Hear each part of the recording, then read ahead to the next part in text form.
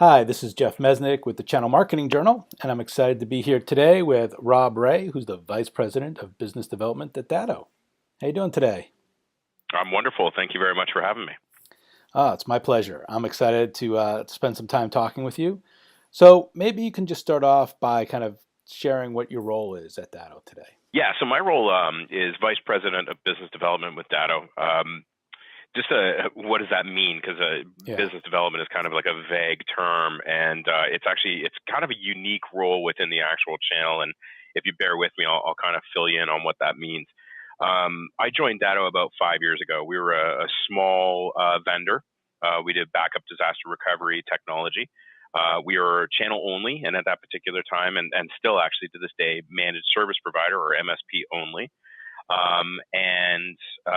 I worked for an organization, another vendor, where I was kind of VP of sales, but I also owned kind of the trade show and the road show circuit and everything else that was kind of outward customer facing, which in traditional vendors tends to either line up with marketing or with sales. When I joined Datto, it was this want to build our community. We wanted to build the strongest community that we could in the managed services arena, and we built this. Basically, it's a unique role. It's one that I haven't seen in a lot of vendors, especially vendors that are larger than us. But it's something that I'm actually seeing a lot of the smaller vendors as they come in and are channel only or MSP only are actually developing. So, I sit on the same line as our CMO and our VP of sales. And our VP of sales literally is managing sales and the day-to-day number and making sure he's achieving that. And he's managing our salespeople. And our marketing person is coming up with content and lead gen and everything like that. Where biz dev sits, it's between marketing and sales, where I own the trade shows, I own our road shows, I own our advisory board, I own our marketing development funds, which are literally dollars that we give to our partners to run events. Hmm. I own DattoCon, which is our big user conference every year. Now, the reason why we do that is a couple of different reasons. I've got a team of trained and polished presenters. And what happens is when we go out to these trade shows and we see a vendor that kind of jumps on stage, it tends to be the local sales guy. And then the messaging is basically a deck that's kind of handed to that person, and they have to present somebody else's content, and maybe the messaging is lost. Or, when you give a script to somebody, maybe it just doesn't come across properly, or they tend to fall back on technology presentations. Whereas if you send marketing people out, they don't necessarily get the thrill of the hunt. They don't necessarily work the trade show floor. So there's a lot of inefficiencies by sending salespeople out to trade shows, a lot of inefficiencies sending marketing people out to trade shows. So we're kind of a hybrid between both. So our Wow. job is to take all the good stuff that marketing does, bring it to the actual customers, be the face of Datto, and then bring those leads back and give them to our sales team to go and execute on the actual sale. Oh, wow. That's great. So really, your role is kind of unique in comparison to other companies. You said you haven't seen it in many others, but others are starting to pick it up. Is that? Yeah, absolutely. It is funny because obviously I have a ton of sales experience. My entire career has been based on sales, and I've been, in sales and managed sales teams. So when I joined Datto, I said, I'll take on the sales team as well as this biz dev role, which is basically the outward facing role. And our CEO at that time is like, no, no, no, I want you to focus exclusively on community. And building your community in the managed services space, in the channel, is so critical because as big as this channel is, they all talk to each other. And one of the things is they're always comparing notes, like not just who's got the best technology, but actually who treats their partners right, who sells direct, who's got the better partner programs, who's got the better, just basically all around community that the channel can be a part of. Because this whole industry is about people, and people like to do business with people. It's not about technology and price and all those things. It's about finding somebody that's going to pick up the call when they do call. It's somebody that's going to be around when times are tough. It's somebody that's going to be around to shake your hand, look you in the eye, and say everything's going to be okay, or we're going to make more money, or we're going to grow together. Those kinds of things. So that was super important for us, and that's kind of where this has been. Now, as I mentioned, and as you brought up, we're starting to see this change. We're starting to see, the channel chiefs and people that are owning this, and a lot of the newer vendors again are taking that responsibility where they want the consistency out on the road. doing trade show marketing, doing lead gen with physical visits is the most expensive way of doing lead gen. It is, and we Right. all know it is. So to maximize your ROI is probably the most that's probably the most important part right there.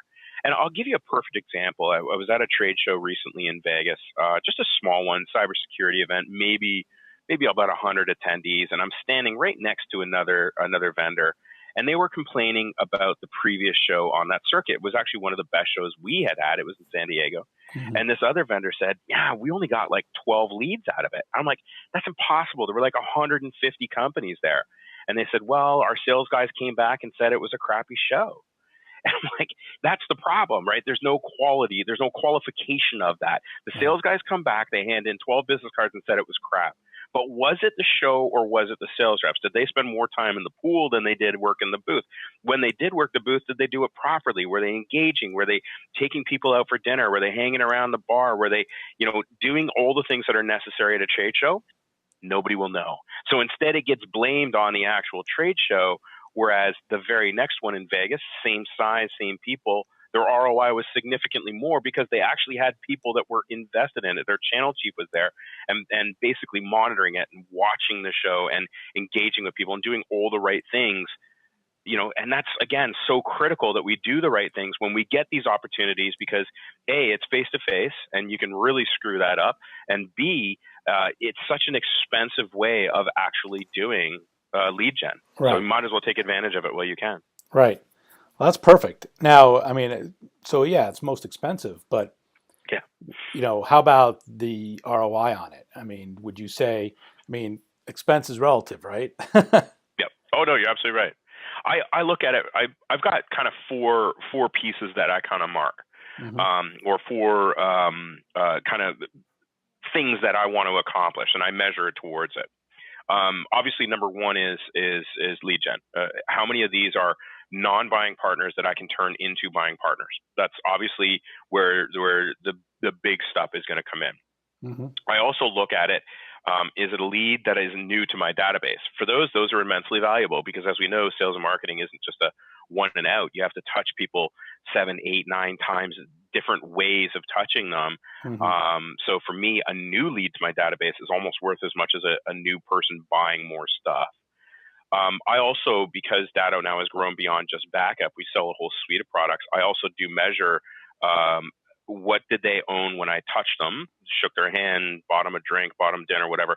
What did they own when I touched them, and what do they own now? So it's also the breadth of product and kind of upselling. Hmm.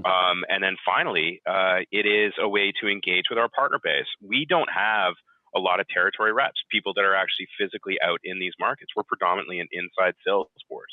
Hmm. So this is also important that I do look you in the eye. I do shake your hand. You know that I'm here. I'm invested in the community, and I'm not just sitting somewhere in the middle of Connecticut just collecting your check every day. Right. So I also look at what percentage of my base, what percentage of every dollar that we generate do I actually touch through these trade shows and road shows and everything else that we do.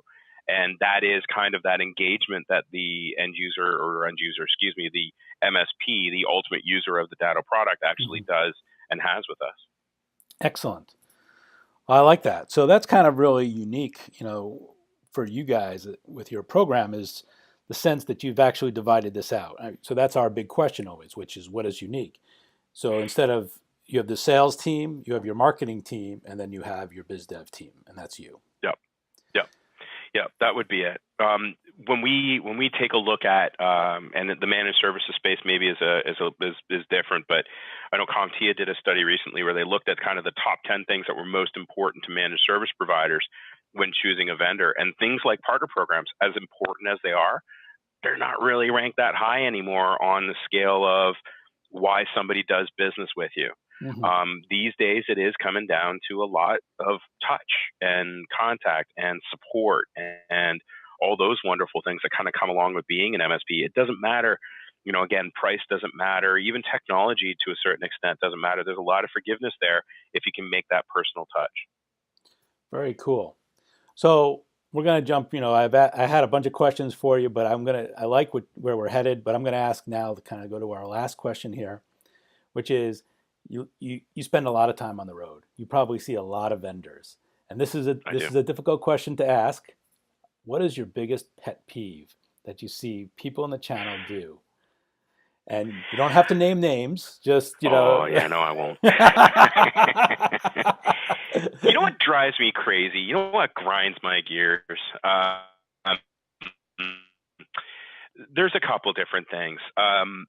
You let me indulge me for a moment. Let me give you a Yeah, couple of things that drive me crazy, specifically when it comes to trade shows and road shows. When I see vendors, when you put somebody on stage, they're not a qualified speaker. They are nervous. They're not delivering the content. They're not engaging with the audience, and you might as well not have them up there. So having somebody that is even just a remotely small trained speaker who's got not death by PowerPoint. Unfortunately, we still see it all over the place where people will get up and talk about speeds and feeds and they'll literally start reading off line by line on their PowerPoint presentation. You want to kill your audience, that's the way to do it. Meanwhile, what I do is I kind of turn it around. I do an education piece where I do, look, the problem is this. Okay, right, technology solves that problem. Mine does, sure, but there's dozens of competitors that I've got that do the same thing. So instead, what I do is I focus on what the gap is, and usually that's how do I go to market? How do I make money with this? What are the objections you're going to get around trying to sell it, and how do we overcome those objections? Turning it away from speeds and feeds, here's what's new with our technology, into let me help you go to market with this technology better, whether it's mine or anybody else's. And people appreciate that education piece more, and that's where vendors kind of fall short. On top of that, first thing we do, I got this whole playbook that we do at trade shows, and it sounds stupid. It sounds so juvenile, but you really have to run your playbook. And it's very, very simple things like don't let anybody sit down in your booth, meaning your staff. Like it is right, amazing that you see people put a table as a barrier between you and I, and then they're sitting down, and then they'll set up their laptops between you and I. And there's nothing worse than walking through a trade show and seeing somebody sitting behind a laptop when people are walking around in front, because nobody's going to stop and talk to that guy, right? right. This is where it's like first thing I do, I get rid of the chairs, I move the table back, nobody's on their laptops, nobody's on their phones, don't eat or drink in the booth. Really stupid little things, but they are little things that I constantly see vendors making mistakes on top of the fact that you actually have spent money to put somebody on stage and they are not delivering the effective message that you want out there. That is why the constant poking of how much money we spend at road shows and trade shows is constantly under scrutiny, is because they're not executing properly. I will tell you that our best ROI comes from those shows, even though it is the most expensive way of generating leads. The ROI is by far the highest. Well, this has been great. I really appreciate this. This is kind of a different take. We've heard a lot of fun stuff over the number of interviews that I've done, but this is the first time where we really focused in on using a team and focusing them on how to deliver and execute the person-to-person experience. Mm-hmm. And I think that's great. And I'd love to talk with you more about it in the future as we get, maybe you can give us some uh, effective results from some of the next trade shows you're going to be at. Yeah, absolutely. Happy to do that. Yeah. So what's your next trade show so we can tell the viewers to come check you out? So it's DattoCon, which is our own user conference, and Yep. one of the beautiful things about DattoCon, this is our going to be our European show in Barcelona. So I'm Nice. off to Barcelona to execute on that. It's about 600 MSPs in Europe. They're going to be in Barcelona. For us, it is like for us, it's I'm looking at it both from the MSP experience perspective. I want them to have the best experience at a trade show they possibly can, which means lots of value, lots of fun, lots of takeaways, lots of engagement with new vendors, those kinds of stuff. But then from a vendor perspective, I want to make sure that they're getting the leads and the engagement and their message across as much as possible.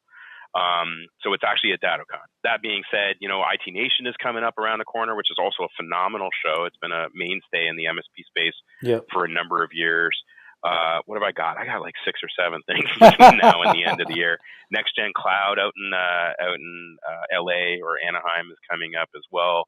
HTG, which is down in Orlando. I've got another Cloud Expo up in Seattle. This is all just in the next few weeks. Wow. So Oh, that's There's great. no shortage of things to do right now in the MSP space. That's for sure. Oh, excellent. Well, thank you very much for the time, Rob. I really appreciate it. Yeah, my pleasure. Anytime. Thank you very much for the opportunity. All right. Well, this has been Jeff Mesnick with the Channel Marketing Journal, and I've been here with Rob Rae, and we'll talk with you again soon.